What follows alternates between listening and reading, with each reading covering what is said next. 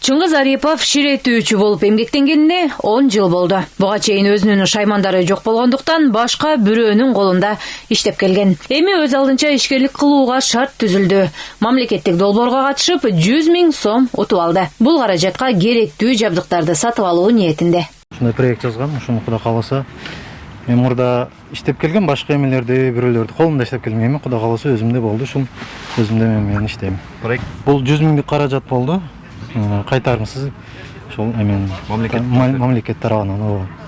Чыңгыз Арипов сыяктуу айылдагы чакан ишкерлерди колдоо президенттин өлкөнү 2026 жылга чейин өнүктүрүү программасынын алкагында ишке ашты. Максат жардамга муктаж үй бүлөлөргө социалдык келишим аркылуу колдоо көрсөтүү. Долбоор пилоттук түрдө Кадамжай районунда расмий ишке кирди. Жалпы 240 түтүн так ушундай жардам алат. Кадамжай району боюнча 50 долбоор тандалып, алар менен социалдык келишим түзүлдү.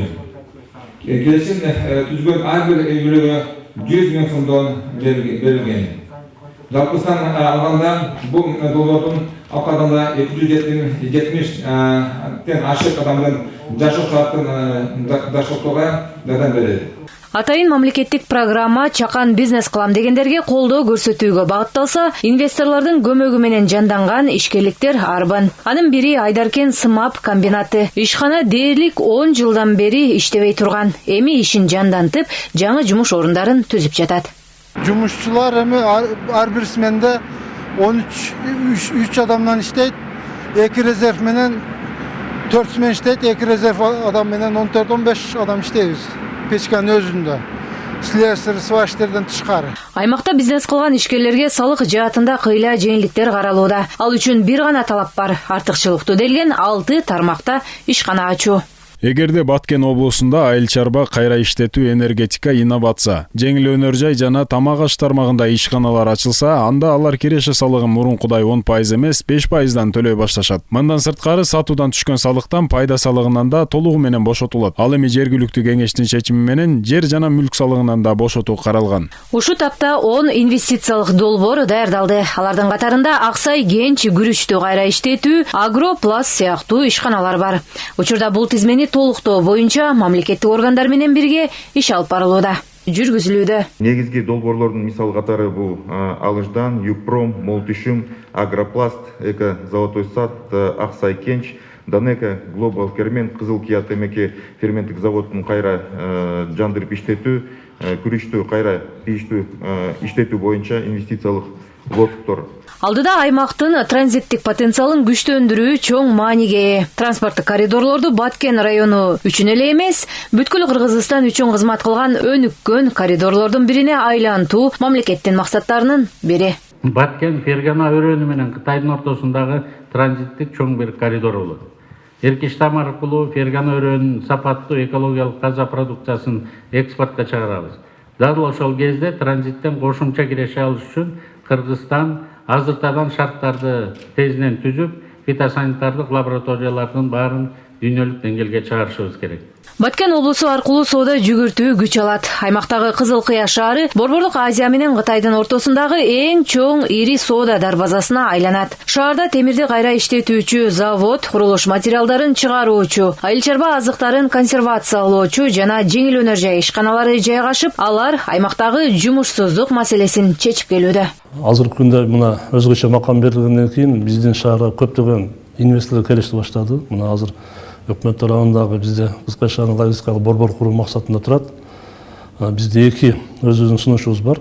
Ошол жерде логистикалык борборго деп атабыз. Ошондой эле бизде мурда иштелип жүргөн ТФЗ чоң 13 гектарда жерибиз бар. Ал жерде баардык өздөрүнүн шарттары менен здание курулган.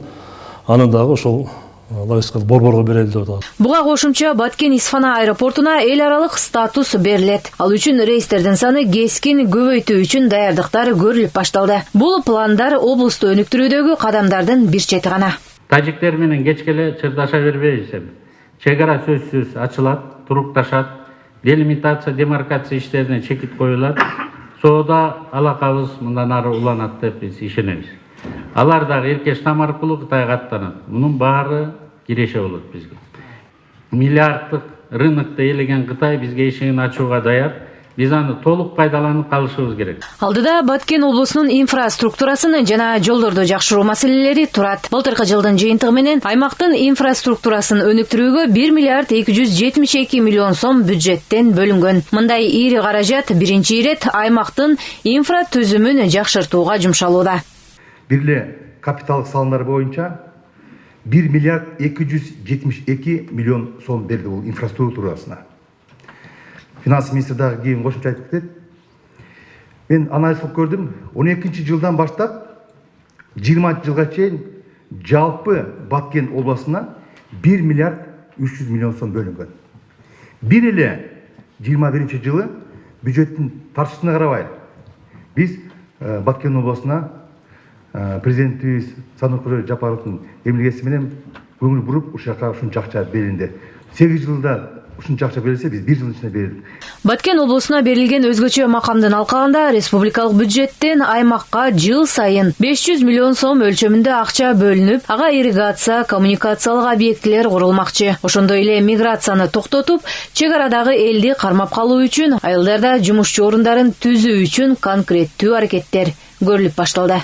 Жана кичи бизнестерди, орто бизнестерди кандай гана элдерге жумуш ордун камсыз кылып берүү багытында ошол өзгөчө статуста да каралып калган. Бул бир канча салыктын түрлөрүнөн бошотулат. Аймакка өзгөчө макам берилгени эң ириде жергиликтүүлөр үчүн кыйла жеңилдиктер каралууда. Облуста 14 миңден ашуун аз камсыз үй бүлө катталган. 45.396 жаш бала 810 миң сом жөлөк пул алып келсе, эми 2 эсе көбөйгөнү жатат. Баткендеги 60тан ашуун айылдын тургундарына электр энергияга болгон төлөмдөр арзандатылат. Ал кабыл алынган мыйзамдарды элге барын жеткирип атабыз, түшүндүрүштөрүн жүргүзүп атабыз. Айылдар, айыл башчылар менен социалисттер менен биргеликте барды элге түшүндүрүштөрүн жүргүзүп атабыз. Что бизге пособияга жардам болорун, айлык көтөрүлөрүн, пенсия көтөрүлөрүн.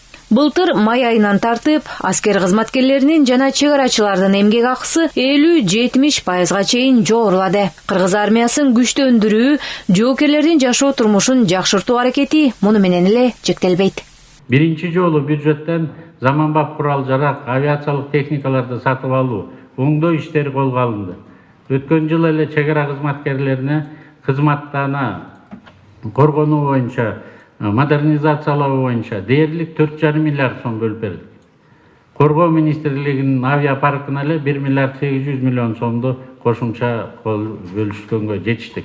Демек армияда кызмат өтө, аскер кызматчысы болуу сыймыктуу иш катары абройго алып келет деп ишенебиз. Баткен облусун өнүктүрүү мамлекеттин эң башкы артыкчылыктарынын бири. Жарандарга ыңгайлуу шарт түзүп берүү, жумуш орундары менен камсыздоо башкы орунда. Эң ириде кыргыз-тажик чек арасын делимитация-демаркация кылуу аракети күч. Айта кетсек, Баткен облусу 1999 жылдын 13 октябрында түзүлгөн. Аймак өзүнө 3 район, 6 шаар, 31 айыл аймагын камтыйт. Салабат Эркетаева, Руслан Бараненко, ЛТР, Жумаселеп.